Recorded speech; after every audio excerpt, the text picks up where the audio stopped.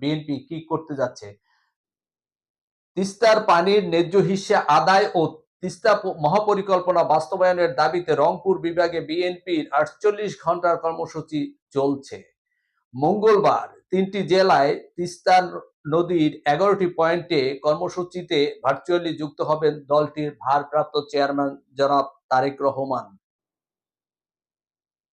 বিএনপির প্রেস উইংয়ের সদস্য শামসুদ্দিন দিদার গণমাধ্যমকে বিষয়টি নিশ্চিত করেন। এদিন বিকেল ৫টার দিকে সমাবেশ স্থলে ভার্চুয়ালি যুক্ত হবেন জনাব তারেক রহমান।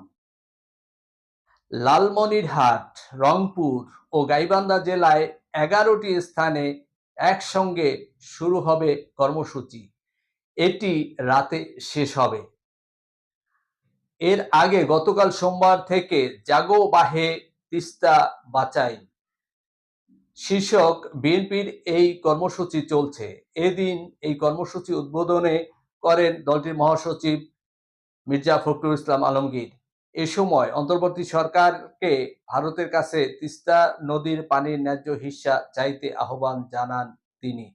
অর্থাৎ তিস্তার পানি চাওয়ার জন্য বিএনপি মহাসচিব তিনি অধ্যাপক ইউনূস সাহেবকে তিনি আহ্বান জানিয়েছেন যে তিস্তার পানি যাতে ভারতের কাছে চায়। কারণ যেহেতু এখন ইউনূস সাহেব ক্ষমতায় আছেন এবং দেশটা ঐক্যবদ্ধ আছে, সবাই ইউনূস সাহেবকে সহযোগিতা করতেছেন, তাই এইটাই হচ্ছে আসল সময়। যেহেতু ভারত এখন সমস্ত তার যে শক্তি ছিল, তার যে কূটকৌশল যা কিছুই ছিল সব ভারত ব্যর্থ হয়েছে বাংলাদেশের বিরুদ্ধে কোনো কিছু করতে গিয়ে, কোনো কিছুই তারা করতে পারে না। সর্বশেষ তারা ট্রাম্পের কাছে গেছিল যে বাংলাদেশের বিরুদ্ধে কোনো কিছু করার জন্য, সেখানে গিয়ে তেমন কিছু করতে পারে নাই।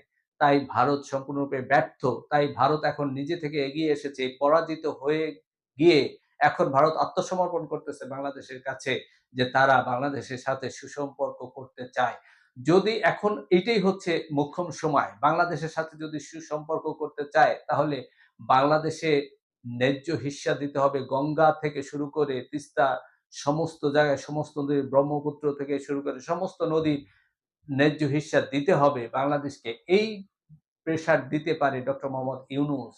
নয়তো যে এখন যদি হচ্ছে আসল সময়, যেহেতু পুরা জাতি আজ ঐক্যবদ্ধ এই জাতি গঠনের ক্ষেত্রে বা ভারতের বিরুদ্ধে পুরো জাতিটাই ঐক্যবদ্ধ। তাই এখন যদি এই দাবিটা আদায় করতে না পারে তাহলে পরবর্তীতে আর করা সম্ভব হবে কিনা সেটা সন্দেহ। তাই এখনই সময় এই ভারতকে প্রেশার